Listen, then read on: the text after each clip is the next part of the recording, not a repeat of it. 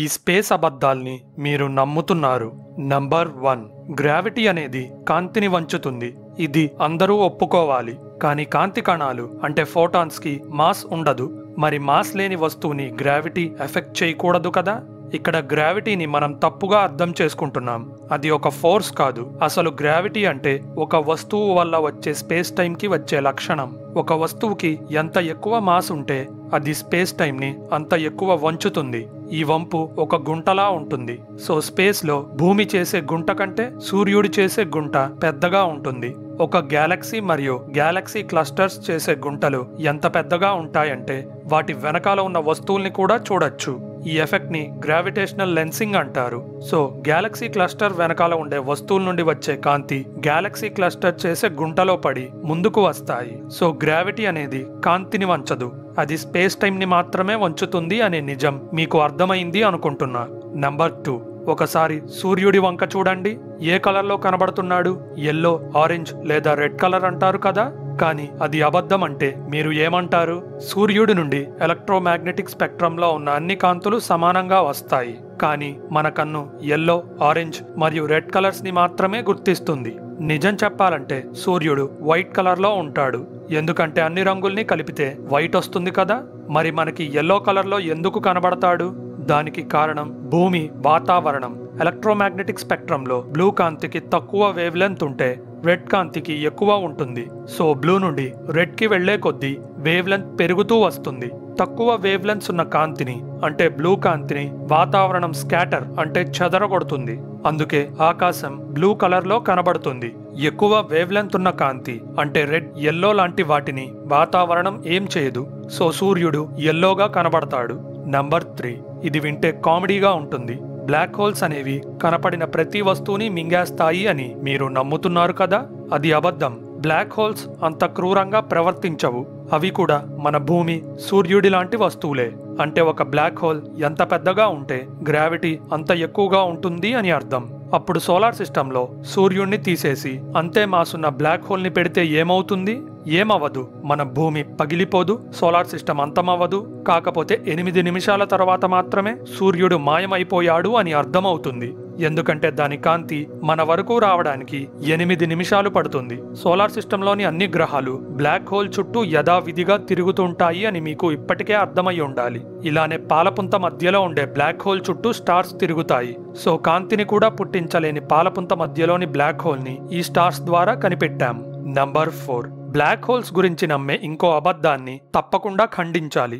ఒకసారి black hole లోపలికి వెళ్తే బయటికి రావడం కష్టం అని అందరూ నమ్ముతారు. చివరికి కాంతి కూడా ఆ సింగులారిటీని తప్పించుకోలేదు. అది కొంతవరకు నిజమే, కానీ అసలు ఫ్యాక్ట్ అది కాదు. బ్లాక్ హోల్స్ అంత పర్ఫెక్ట్ బ్లాక్ కలర్లో ఉండవు.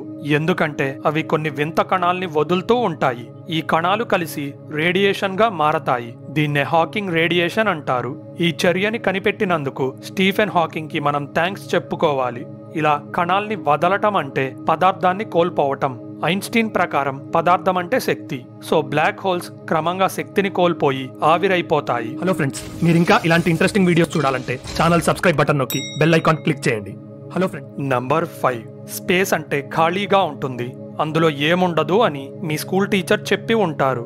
కానీ ఖాళీ స్పేస్లో క్వాంటమ్ ఫీల్డ్స్ అనే వింత చర్యలు జరుగుతాయి. కానీ వాటిని చూడలేము. కానీ అవి చాలా ఇంపార్టెంట్. ఎందుకంటే క్వాంటమ్ ఫీల్డ్స్ లేకపోతే విశ్వమే లేదు. ఆటంలోని ఎలక్ట్రాన్, ప్రోటాన్, న్యూట్రాన్స్ కి ఉండే ఛార్జ్, మాస్ లాంటి లక్షణాలు క్వాంటమ్ ఫీల్డ్స్ నుండి వస్తాయి. ఈ టాపిక్ కొంచెం కన్ఫ్యూజింగ్ గానే ఉంటుంది, బట్ సింపుల్ గా చెప్తా. క్వాంటమ్ మెకానిక్స్ ప్రకారం ఏమీ లేని ఖాళీ వాక్యూమ్లో కొన్ని కణాలు పుడుతూ ఉంటాయి. అవి వెంటనే అదృశ్యమైపోతాయి. కాకపోతే ఇవి జతలుగా పుడతాయి. అందులో ఒకటి మ్యాటర్ అంటే మామూలు పదార్థం అయితే ఇంకోటి యాంటీ మ్యాటర్ అంటే మామూలు పదార్థానికి విరుద్ధంగా ప్రవర్తించే కణమై ఉంటుంది. ట్విస్ట్ ఏంటంటే అవి పుట్టిన వెంటనే గుద్దుకొని నాశనమైపోతాయి. ఇంత తక్కువ టైంలో మన పరికరాలు కానీ కళ్ళు కానీ వాటిని గుర్తించలేవు. అందుకే స్పేస్ మనకి ఖాళీగా కనబడుతుంది. కానీ బ్లాక్ హోల్ అంచున ఒక వింత జరుగుతుంది. బ్లాక్ హోల్ అంచున పుట్టిన మ్యాటర్, యాంటీ మ్యాటర్ కణాలలోని నెగిటివ్ కణం బ్లాక్ హోల్ లోపలికి పడిపోతే అవి రెండూ నాశనమైపోవు. అయితే నెగిటివ్ కణం సింగులారిటీలోకి పడిపోతుంటే పాజిటివ్ కణం బయటికి వస్తుంది. అదే హాకింగ్ రేడియేషన్ రూపంలో మనం గుర్తించగలం. నాకు తెలుసు ఫిజిక్స్ కన్ఫ్యూజింగ్ గా ఉంటుంది, సో దాన్ని సింపుల్ గా చెప్పాలి అని ప్రయత్నిస్తున్నా. నంబర్ 6, ఈ వీడియో చూసే ఎవరికైనా కామెట్ అంటే తోకచుక్కని డైరెక్ట్ గా చూశారు అంటే మీరు చాలా లక్కీ అని చెప్తా. అయితే అందరూ నమ్మే అబద్ధం ఏంటంటే కామెట్ ఎటు వెళ్తుంటే దాని తోక ఆపోజిట్ డైరెక్షన్ లో ఉంటుంది అని. సూర్యుడి వేడి వల్ల కామెట్లోని పదార్థం వాయువులుగా మారుతుంది. దాంట్లోని దుమ్ము, చిన్న చిన్న రాళ్లు కూడా ఉంటాయి. మీరు ఒక వస్తువుని తోస్తే అది ఆపోజిట్ డైరెక్షన్ లో కదులుతుంది కదా. సూర్యుడి నుండి వచ్చే రేడియేషన్ ప్రెషర్ కూడా కామెట్ ని తొయ్యటంతో దాని తోక రేడియేషన్ కి ఆపోజిట్ డైరెక్షన్ వైపు వంగుతుంది. సో ఈసారి తోక చుక్కని చూస్తే తోక అనేది కామెట్ వెళ్లే దారికి ఆపోజిట్ గా కాకుండా సూర్యుడి రేడియేషన్ కి ఆపోజిట్ గా ఉంటుంది అని గుర్తుపెట్టుకోండి. నంబర్ 7. ఇప్పుడు మీ ఫోన్లో టైం చూడండి. మీ ఇంట్లో ఇంకో ఫోన్ ఉంటే దాని టైం చూడండి. రెండూ ఒకే టైం చూపిస్తున్నాయి. ఇన్ఫాక్ట్ భూమి మీద ఉంటే అందరికీ టైం ఒకేలా గడుస్తుంది. కానీ టైం అనేది నిజంగా కాన్స్టెంట్ గా ఉంటుందా? Einstein theory of general relativity ఒక నమ్మలేని నిజాన్ని ప్రపంచానికి చెప్పింది. ఆ థియరీ ప్రకారం విశ్వంలో మీరు ఎంత ఫాస్ట్ గా కదులుతుంటే మీ సమయం అంత స్లో అవుతుంది. దీన్నే టైం డైలేషన్ అంటారు. స్కాట్ మరియు మార్క్ కెల్లీ అని కవల ఆస్ట్రోనాట్స్ ఉన్నారు. స్కాట్ అయితే ఇంటర్నేషనల్ స్పేస్ స్టేషన్ లో 5 సంవత్సరాలు గడిపారు. ఆ టైంలో మార్క్ భూమి మీదే ఉన్నారు. స్పేస్ స్టేషన్ గంటకి 27,500 కిలోమీటర్స్ వేగంతో దూసుకుపోతుంది. ఇంత స్పీడ్ గా కదిలే వస్తువులో సంవత్సరాలు గడిపేసరికి స్కాట్ మరియు మార్క్ మధ్య 5 మిల్లీ సెకండ్స్ ఏజ్ గ్యాప్ వచ్చేసింది. అయితే కాంతి వేగంతో పోలిస్తే స్పేస్ స్టేషన్ వేగం చాలా తక్కువ. ఒకవేళ స్కాట్ కాంతి వేగంలో 99% స్పీడ్తో కదిలే స్పేస్ షిప్ లో 5 సంవత్సరాలు గడిపి వస్తే స్కాట్ మరియు మార్క్ మధ్య ఏజ్ గ్యాప్ ఏకంగా 50 సంవత్సరాలకి పెరిగిపోతుంది. దీన్ని బట్టి మీకు అర్థమయ్యే ఉండాలి టైం అనేది కాన్స్టెంట్ కాదు అని. నంబర్ 8. ఇప్పుడు చకచక కొన్ని స్పేస్ అబద్ధాలని డీబంక్ చేద్దాం. మార్స్ మరియు జూపిటర్ మధ్యలో ఆస్ట్రాయిడ్ బెల్ట్ ఉంటుంది కదా. ఇందులో నుండి స్పేస్ షిప్ వెళ్ళాలి అంటే కష్టం. రాళ్లు గుద్దుకొని పేలిపోతాయి అని సైన్స్ ఫిక్షన్ సినిమాలు భయపెడతాయి. కానీ అదొక అబద్ధం. ఈ రాళ్ల మధ్య చాలా గ్యాప్ ఉంటుంది. అందుకే వోయేజర్ మిషన్స్ ఈజీగా దాటుకుని వెళ్ళాయి. సూర్యుడు ఒక మండే అగ్నిగోళమా? కాదు. ఎందుకంటే మంట మండటానికి ఆక్సిజన్ కావాలి. స్పేస్ లో ఆక్సిజన్ లేదు.